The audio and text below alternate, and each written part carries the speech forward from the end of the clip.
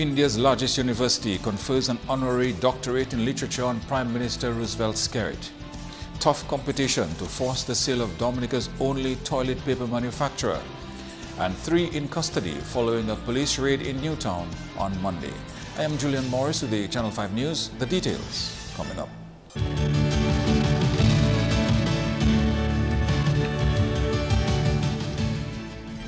First up in the news, Prime Minister the Honorable Roosevelt Skerrit has promoted Dominica as the ideal place for an offshore campus of India's lovely professional university. The Prime Minister was addressing graduates as the chief guest at the 6th convocation of the lovely professional university on Tuesday. At the ceremony, Mr. Skerrit was awarded an honorary doctorate of literature by the university, the largest in India. The Prime Minister identified Dominica as the international country of choice for entrepreneurs and professionals from around the world. Dominica is also home to one of the most celebrated offshore medical schools in the world today. 38 years ago, the founders of Ross University did the research and chose Dominica over hundreds of other possible destinations as the site for its medical campus. Student enrollment then was a mere 7. Today, student enrollment is 1,338, and the expansion continues. In a decade from now, it could also be the story of lovely professional University of Punjab, India. Mr. Skerrit encouraged graduates of the lovely professional university to be multicultural individuals and invited them to explore potential partnerships. I take this opportunity to invite those interested in travel or geothermal energy or water resources to come to Dominica. I invite the lovely professional university to engage in a cultural exchange with the students of Dominica. I believe that the 2 strong cultures have a shared sense of community, a common thirst for knowledge, and a resourcefulness that creates leaders. From India, the Prime Minister journeys to Dubai in the United Arab Emirates, where he will meet with current and future investors, particularly those associated with several infrastructural projects earmarked to start in Dominica in the weeks and months ahead. And the sole manufacturer of toilet paper in Dominica, which has been in operation for over 5 years, is up for sale. Managing Director of Nature Island Paper Products Incorporated, Severin McKenzie, made the announcement at a press conference on Tuesday. The company began operations in September 2010 and produces 2 brands of toilet paper, Emerald Touch and Full Soft. McKenzie says over the past 5 years, Nature Island Paper Products has made a significant contribution to the Dominican economy, but it still faces competition from 35 brands of imported toilet paper. Over the last 5.5 years, Nature Island Paper Products has contributed over $700,000 towards the wages of its employees. This does not include management. Saved the Dominican economy over $500,000 in foreign exchange. Created an average of 15 sustainable jobs, and most significantly, has assisted in maintaining the price of toilet tissue on the market without a price increase and allowed Dominican consumers an affordable price for the product. McKenzie admitted that although there is a local market of $6 million, the company lacked the resources and funding to expand and compete. The managing director presented the approaches they intend to use to sell the company. 1, we will be putting the facility on the open market for sale, and whichever investor is interested to purchase at our price, we'll make it available to them. 2, we will make an offer to the government of Dominica as to whether they would be interested in purchasing the facility at our price also. 3, we are in negotiations with some regional counterparts who may be interested in coming in and take over as a subsidiary to their facilities in the wider Caribbean, and make an offer to the wider Dominican public. We are opening it to the Dominican public, all those who are interested in being part of the company. It is not Nature Island Paper Products. It will be a new company if the Dominican people decide to continue. In police news, 5 illegal guns have been seized and 3 people in police custody following a police raid in Newtown on Monday. A search warrant was executed at Newtown on Tuesday, the 23rd of February 2016. 5 9mm pistols were recovered and seized. 3 individuals have been arrested on suspicion for possession of firearms. The investigations continue. In other police news, they are also carrying out a search for a Venezuelan national who was swept away by a wave while rescuing a friend at Glassy, Boetica. It is alleged that about 1:30 p.m. on Sunday, the 21st of February 2016, 43-year-old Reynaldo Polo, male adult of Venezuela, an employee at Auto Trade, was swept away after he jumped into the sea to rescue a friend who was swept away by a wave. Reynaldo Polo has not been seen since. At the time, Polo and 3 friends were taking pictures at Glassy in Boetica. The other 3 individuals were assisted by James Senville of Boetica. In other news now, a recommendation that more creative ways be explored to manage and dispose of waste as the Fonkole landfill nears its capacity. The importation of products in non-biodegradable packages is being seen as a continued threat to the maintenance of the landfill. Figures from the Statistics Division indicated that in 2009, almost 2.4 million plastic containers were imported into Dominica, and I've been informed that this number keeps on increasing every year. And following the recent passage of Tropical Storm Erika, I've also been informed that more than 200,000 plastic water bottles, together with hundreds of thousands of other containers of packaged foods, personal care products, etc., were distributed around the island within a 7-week period.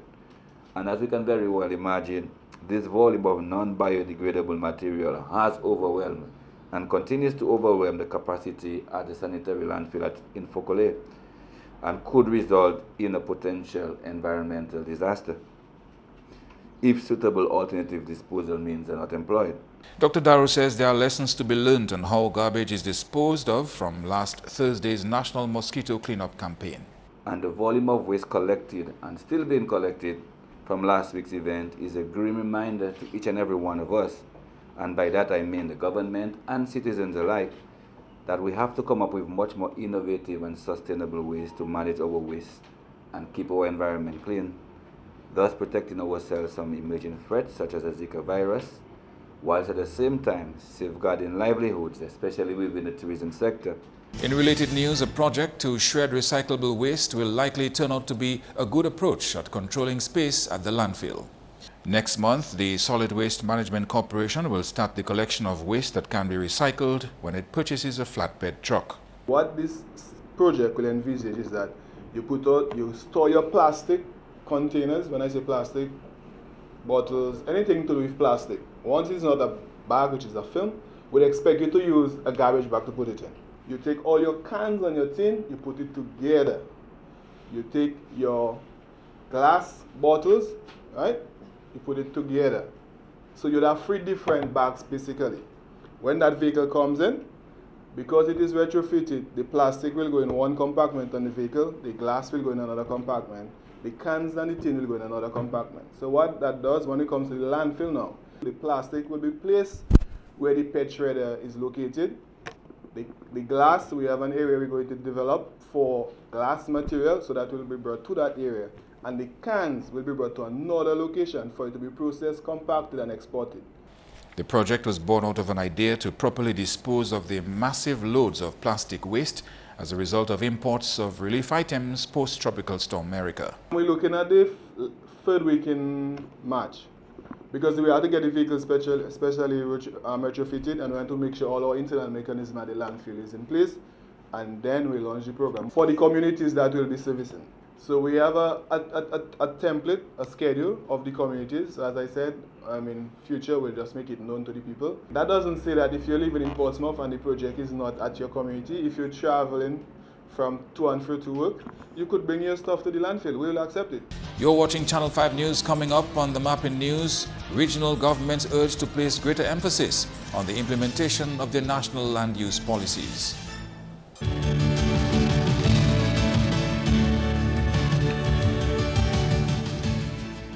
Thank you for staying with us. Dominica has been warned to conserve its sperm whale population as this species is on the decline. The call was made by the chairwoman of a German NGO which focuses on the conservation of sperm whales. She addressed a marine science education awareness project here over the weekend. 1996, Dominica has more than 60 resident sperm whales. 20 years later now, in 2016, the population is only by near 40%. If there is no program to save your whales, the whales will be vanished in this area. Your marine wildlife here in these waters is a real treasure. You can be proud to be part of this wonderful nature island Dominica, and so be called the sperm whale capital of the world. The program seeks to increase the understanding among youth and other stakeholders of the value and importance of a healthy and vibrant fisheries sector. We have a tradition here where people have not fully understood the concept of conserving our marine resources. And I speak specific here to the hunting of the turtles. So I believe that you are targeting the correct group, the right group of individuals, targeting the young generation so that we can live in harmony with nature and ensure that our economy, our local economy, benefits from all of the activities that are being done. The utilization of fish as an important and healthy food source is also among the objectives of the program. We were able to have at least 150 students plus a number of parents and members from the public who came to support this program. This program is the first in a series of programs we intend to have all over Dominica, where we're trying to enlighten and educate members of the public, students in particular, about the marine environment. The other important component was we taught the students, or we educated members of the public about marine turtles, the various species of turtles in our waters, and the importance of these turtles to Dominica. And the regional agriculture official is calling on governments to place greater emphasis on the implementation of their national land use policies. The call came from George Alsey, an agriculture economist with the OECS Commission. Alsey was responding to concerns of the impact of urban development on a country's farmlands. This is an issue that is everywhere in the region. It is something that we speak of as a challenge, that some lands transformed. What is for agriculture use is put into other industrial use or other sectoral use. And the issue is one of countries developing a land use policy and enforcing the land use policy. Because if we operate outside of a land use policy, which clearly outlines which lands are suitable for which sectors, and we continue to allow agricultural land to go into other sectors, we're going to have the problem where you're going to have limited land for supply and the demand for agricultural products would go up, and then you have no lands or limited lands. You're decreasing the land space to supply agricultural commodities. Alsey says regional governments must get on board with various joint ventures to change the agricultural landscape in the OECS. And as a single economic union, we need to develop the agriculture and food safety infrastructure that would allow for even trade within the region and extra-regionally.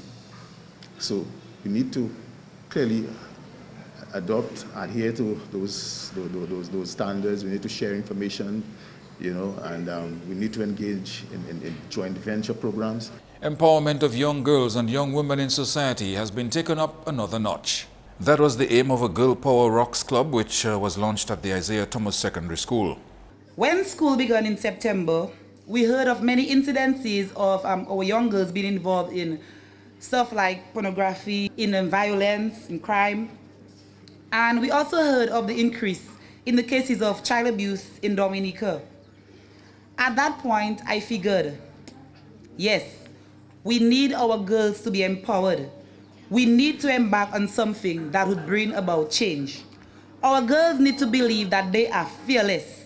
Fearless to believe that they can be anything and everything they set their minds to. Past student of the school and top performer at CXC and the A-level exams, Deslin Vidal urged young ladies not to allow gender to affect their road to success. How can you become empowered, you may ask? Well, hop onto the Girl Empowerment Train with me. We will make stop at 6 stations. The first station off, self-respect. The second off, confidence. The third, spirituality. The fourth, education. The fifth, social wellness. And the sixth, mental wellness. Don't let the label called gender deter you from obtaining your dreams. What men can do, girls, we can most assuredly do it too. Girls rock. The club operates under the theme, empowering one girl at a time. And the British national of Dominican parentage has expressed his love for the country in a unique way. Photojournalist Simon Shirley says he's paying tribute to Dominica by producing a series of books on the various communities. The first book features the fishing community of Soufrière. Shirley says the books can be used as a great marketing tool for the country. What I would like to do is be able to go around to the different hamlets and the different villages and to do a similar book for each, and to, as you say, pay homage to Dominica and to produce a different type of marketing tool to market Dominica on a whole, hamlet by hamlet, village by village. I intend to work closely with village councils, hopefully with Discover Dominica, and to take their advice to make the book and the subsequent books as ideal as possible. The photojournalist is of the view that these books will intrigue others to visit the Nature Isle, as well as instill pride in the people of Dominica. The title of the book, Land of Angels, is designed to entice and to create intrigue to people who have never been to Soufrière, much less Dominica, and also to instill a sense of pride in the people who live there. The pictures are panoramic. The whole book lays flat and to reveal panoramic vistas of the village.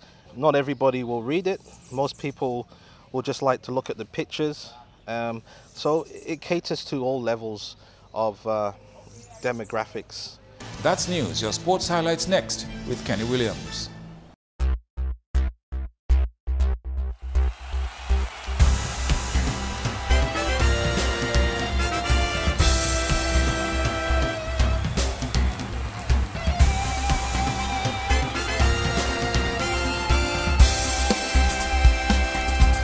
Hello everyone, and thanks for joining us. First up in sports, the 2016 National Schools Table Tennis Championships began Tuesday at the Goodwill Primary School. The Secondary Schools Championships took first knock Tuesday and will continue on Wednesday with the opening singles and team levels. In the under-14 boys category, Northeast Comprehensive placed first, while Portsmouth Secondary School came in second. For the girls, NECS came first, PSS second, and SMSS third. PSS came first in the under-16 boys class, while NECS came second. PSS was first, while NECS settled for second place for the girls. Meantime, in the under-20 categories, DSC came first and PSS second in the male and female categories. Third place went to SMSS for the girls. The knockout stage of the open singles along with the mixed doubles begin Wednesday. The primary schools will compete on Thursday 25 and Friday 26 with open singles competition for boys and girls. The team events will take place at the district levels. The daily start time of the competition is 10 a.m. In some regional sports, the dynamic West Indies women team will be gearing up for their round of the T20 World Cup when they face South Africa for the first ODI on Wednesday. Assistant coach of the team, Ezra Mosley, is confident that Afi Fletcher will play a key role in their upcoming tournaments in South Africa and India. She's worked hard and she's really given a good tweak, hitting good lines, good lengths, and she's causing trouble for our players. Let's hope that when we go to South Africa and India, she can continue in that vein, because she will be a very key player for us, being like break bowler, spinning the ball away from the right-handers. And I think she can cause some problems once she's bowling well. The squad selected for the ODIs and T20s include Stephanie Taylor, Shakira Steelman, Marissa Aguilera, Charmaine Campbell, Shamilia Connell, Brittany Cooper, Deandra Dottin, Afi Fletcher, Stacey Ann King, Casey Knight, Keshana Knight, Haley Matthews, Anisha Mohammed, Shakana Quantine, and Tremaine Smart. The squad will play South Africa for their first T20 match on March 4 at Durban. On the basketball scene, all unregistered basketball teams are reminded that all forms should be in by Wednesday, February 24, and late registration will not be accepted. The forms and payment can be submitted to any executive member of the Dominica Amateur Basketball Association. On to more regional cricket. An 8-wicket win and 2 draws were recorded in Monday's version of the PCL Regional 4-Day Tournament. The match between Volcanoes and Hurricanes ended in a draw. However, Kavem Hodge recorded his maiden first-class century. Leewards won the toss and batted first, scoring 327 all out, with none of their batsmen topping Rakeem Cornwall's 97. Kyle Mayers unleashed a vicious bowling attack on Hurricanes, taking 5 for 83. Kevin McLean picked up 3 for 56. Volcanoes in reply posted 389 all out, with Kevin Hodge recording 105. Leewards again at the crease ended on 171 for 8.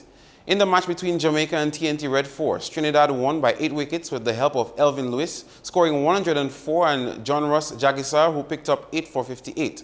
The scores: Jamaica 225 and 155, Trinidad and Tobago 206 and 178 for 2. Finally, in Regional 4-Day, Barbados and Guyana played to a draw. The scores: Barbados 274 and 320 for 4 declared, Guyana 190 and 252 for 7. The point standing after round 7, Guyana 107, Barbados 90, Jamaica in 3rd place with 60 points, Red Force 56, Volcanoes 4 and Hurricanes 36.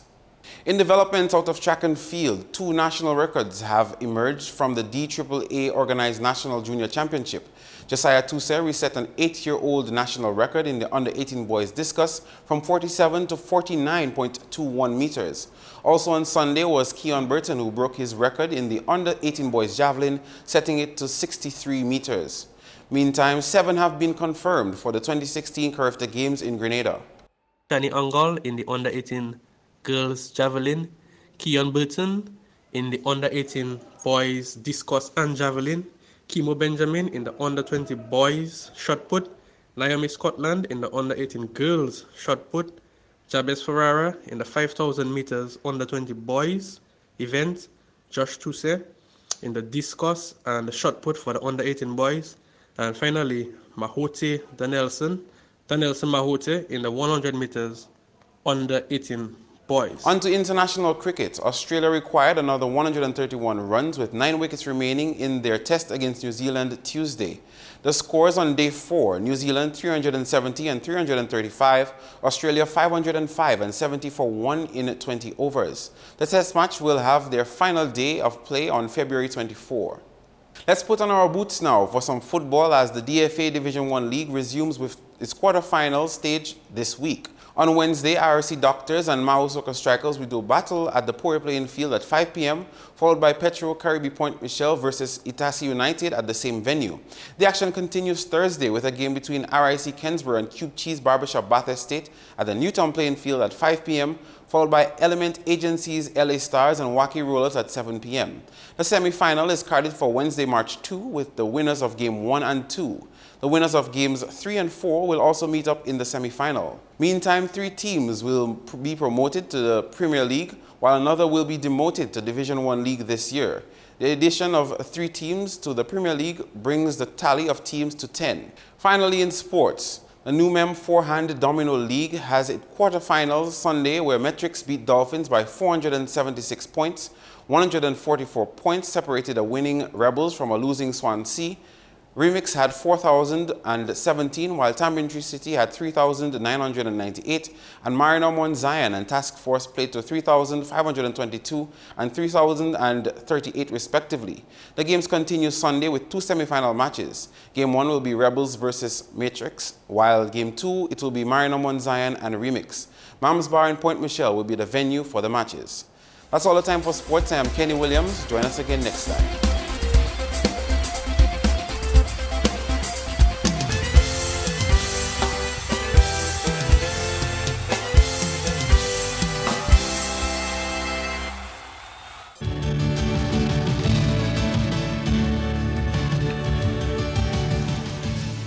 Your weather report is coming up next.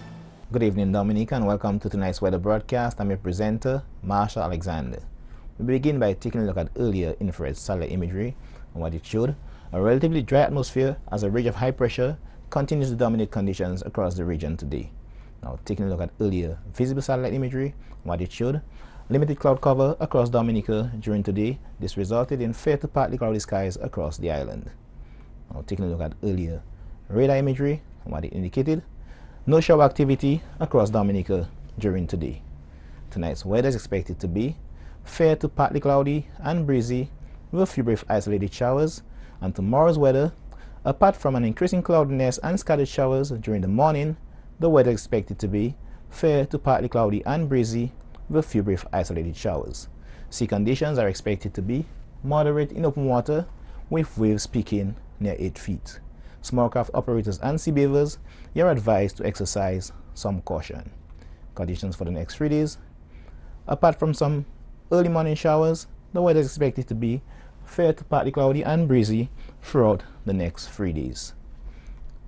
For the Caribbean tomorrow, dry conditions expected to prevail across the central and northern portion of the region, with an increasing cloudiness and some scattered showers expected across the extreme southern portion of the island chain. Our international cities forecast: some rain can be expected in New York, thunderstorm activity expected in Miami, partly cloudy skies expected in London and Caracas, with clear skies expected in Beijing. Sunrise tomorrow will be at 6:26 a.m. and sunset at 6:12 p.m. For more information, you can call the weather hotline at 447-5555 or visit our website at weather.gov.dm. Thanks for viewing. Have a good night. To end the news, the headlines again: India's largest university confers an honorary doctorate in literature on Prime Minister Roosevelt's carrot. Tough competition to force the sale of Dominica's only toilet paper manufacturer. And 3 in custody following a police raid in Newtown on Monday. Feel free to contact us at news@marpin2k4.com. You can watch our past newscasts on YouTube. On behalf of the production team, I am Julian Morris. Thank you for watching. Join us tomorrow.